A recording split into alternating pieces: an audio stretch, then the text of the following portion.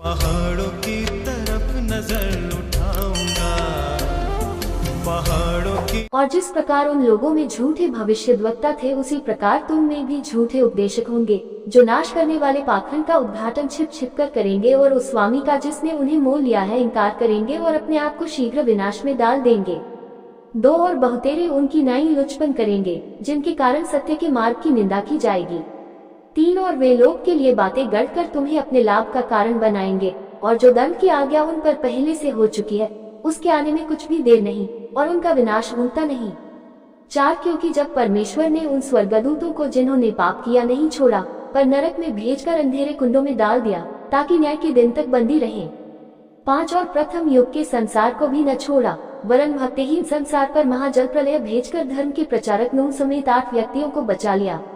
6, और सदोम और अमोरा के नगरों को विनाश का ऐसा दंड दिया कि उन्हें भस्म करके राख में मिला दिया, ताकि वे आने वाले भक्तिहीन लोगों की शिक्षा के लिए एक दृष्टांत बने।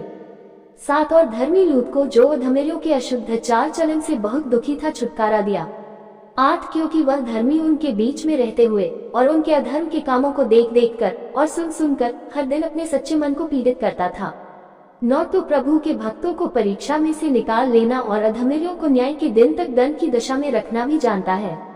10, निज करके उन्हें जो अशुद्ध अभिलाषाओं के पीछे शरीर के अनुसार चलते और प्रभुता को तुच्छ जानते हैं, वे ढीठ और हठी हैं और ऊंचे पद वालों को बुरा भला कहने से नहीं डरते।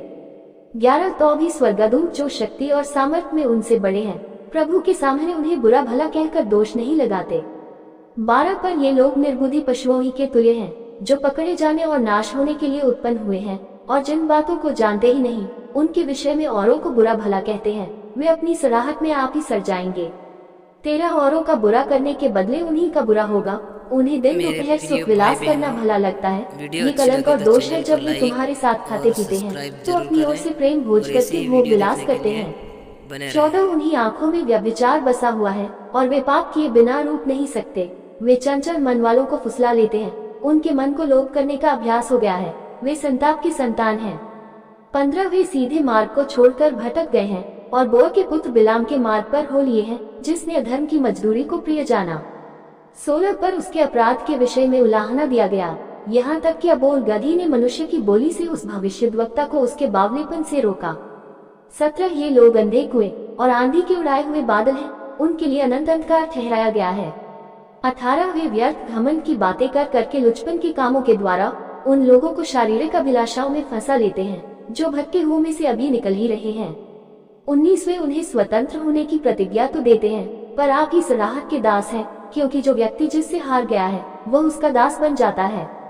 20, और जब वे प्रभु और उद्धारकर्ता यीशु मसीह की पहचान के द्वारा संसार की नाना प्रकार की अशुद्धता से बच निकले और फिर उनमें फंसकर हार गए, तो उनकी पिछली दशा पहली से भी बुरी हो गई है। 21, क्योंकि धर्म के मार्ग में न जानना ही उनके लिए इससे भला होता कि उसे जानकर उस पवित्र आज्ञा से फिर जाते जो उन्हें सौंपी गई थी।